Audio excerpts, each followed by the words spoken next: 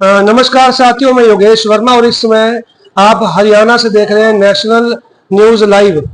कई दिनों से कयास लगाए जा रहे थे कि कांग्रेस पार्टी की जो लोकसभा की जो सीटों के उम्मीदवार हैं, उनकी उम्मीदवारों की लिस्ट जो है कब जारी होगी। लगातार दिन प्रतिदिन अलग अलग नाम सामने आ रहे थे, लेकिन अब बात करें हरियाणा में 8 लोकसभा उम्मीदवारों की, तो करनाल लोकसभा से युवा नेता कांग्रेस पार्टी के युवा जो उनका मोर्चा है, प्रदेश अध्यक्ष दिव्यांशु बुद्धि राजा को लोकसभा का उम्मीदवार बनाया है। सबसे बड़ा धमाका पूरे हरियाणा की सबसे बड़ी लोकसभा सीटों की अगर हम बात करें, हॉट सीट की अगर हम बात करें, तो करनाल का नाम भी सामने आ रहा था, क्योंकि करनाल से इससे पहले बड़े बड़े दिग्गजों के जो चुनाव हैं यहाँ की जनता ने देखे हैं। हमारे साथ सौमिल संधू जी हैं और लगातार दिव्यांशु बुद्धि राजा जी के साथ डोर टू डोर हरियाणा में कई कार्यक्रम उन्होंने आयोजित किए हैं। तो एक युवा के तौर पर दिव्यांशु बुद्धि राजा को जो टिकट करनाल लोकसभा की मिली है, उसके बारे में सौमिल जी से बातचीत करेंगे। सौमिल जी, एक युवा चेहरा उतारा गया है, बहुत बड़े कयास से बिल्कुल पलट के राजनीति का ये पैटर्न नजर आया, क्या कहना चाहेंगे करनाल लोकसभा से दिव्यांशु बुद्धि राजा जी के बारे में? जी जी बिल्कुल, हमारी पार्टी ने, कांग्रेस पार्टी ने, हमारे हाईकमान ने, मैं सबसे पहले अपने हाईकमान का, आदरणीय राहुल गांधी जी का, भूपेंद्र सिंह हुड्डा जी का, दीपेंद्र सिंह हुड्डा जी का बहुत बहुत धन्यवाद करना चाहूँगा कि जो उन्होंने बहुत ही मजबूत युवा साथी को, जिसने पिछले समय समय पर पूरे भाजपा के 10 साल के शासनकाल में तमाम युवाओं, हरियाणा प्रदेश के युवाओं की आवाज़ों को उठाने का काम किया। और मैं आपको बताना चाहूँगा कि पार्टी ने बहुत ही विचार विमर्श करके, सारे सर्वे करवा करके, सारे तमाम समीकरण चेक करवा के एक उम्मीदवार देने का काम किया है, जो कि बहुत ही मजबूत और बहुत ही संघर्षशील और जिताऊ कैंडिडेट है। और ऐसा हमें पूरा विश्वास है 4 जून को जब रिजल्ट आएगा तो हमारा भाई दिव्यांशु जी चुनाव जीतने का काम करेंगे और इंडियन पार्लियामेंट में हमारे करनाल के युवाओं की आवाज उठाने का काम करेंगे। लगातार करनाल में चर्चा चल रही थी कि कैंडिडेट कब आएगा, और अब दिव्यांशु बुद्धि राजा के आने के बाद कहीं ना कहीं मीम्स को लेकर जो है बातें की जा रही है कि हल्का कैंडिडेट है, अब मनोहर लाल खट्टर जी कई लाख वोट से जो है जीतेंगे। चर्चाएं सुबह से लगातार सोशल मीडिया पे चल रही हैं, क्या कहना चाहेंगे? जी, ये चुनाव कैंडिडेट का तो बाद में है, और पहले तो ये हरियाणा के युवाओं के बेरोजगारी का चुनाव है। जी, एक तरफ है 9.5 साल का जो कार्यकाल आप मनोहर लाल खट्टर जी का देखेंगे,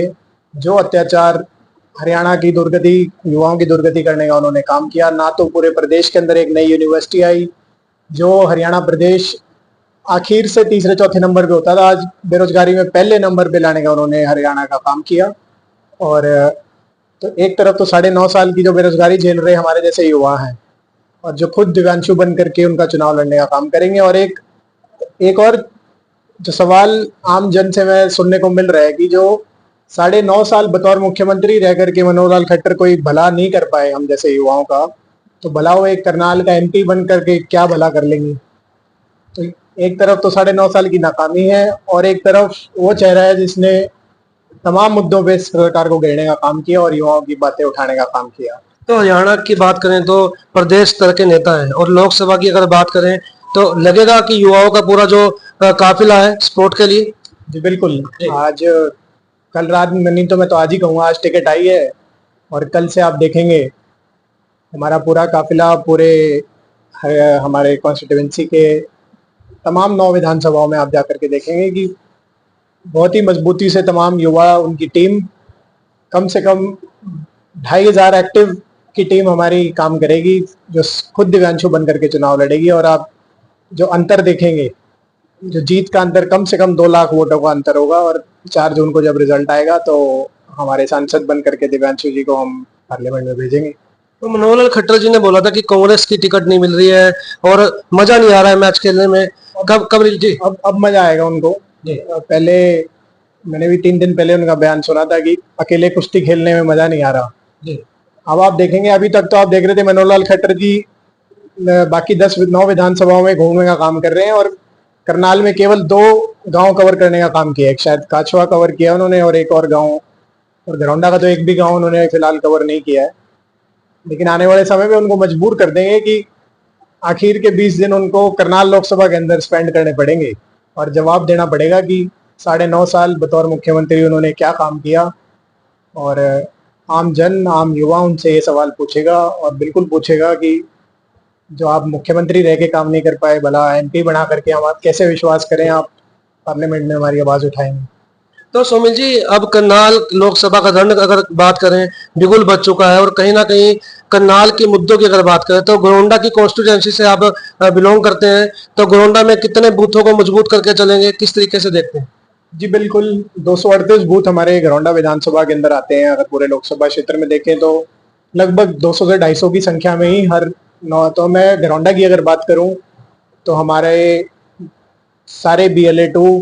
और हर बूथ के ऊपर 20-20 मजबूत साथियों की टीम हमारी पिछले 1.5 महीने से तैयार है, और जिनको हमने ऑलरेडी सबको मैसेज कर दिए हैं कि किसने बस्ता संभालना है और कैसे डोर टू डोर जाके मैक्सिमम वोटिंग करानी है कि हमारी विधानसभा से कम 80-85% पार वोटिंग जाए, ताकि हम एक स्ट्रैटेजी से चुनाव को जीत तो सकें। आप देख सकते हैं कहीं ना कहीं जो बिगुल बजेगा, और आगे अब क्या कुछ बातें जो हैं पूछी जाएंगी जो मौजूदा टिकट के उम्मीदवार हैं मनोहर लाल खट्टर, पूर्व मुख्यमंत्री हरियाणा, क्योंकि जो युवाओं की बेरोजगारी की अगर बात करें तो उसका रेशो पूरे देश के अंदर बेरोजगारी का नंबर 1 स्थिति पर है। तो कहीं ना कहीं ऐसे मुद्दे हैं, उसको लेकर क्या स्ट्रेटेजी रहेगी वो देखने वाली बात होगी। देखिए इस खास रिपोर्ट में आज सोमिल संधू एक युवा नेता के तौर पर किस तरीके से जो तैयारियां जो हैं वो उन्होंने बताई, और दिव्यांशु बुद्धि राजा के बारे में जो मिथक थे वो कैसे पलटने वाले हैं वो भी आपको दिखाएंगे। देखिए आज की खास खबर।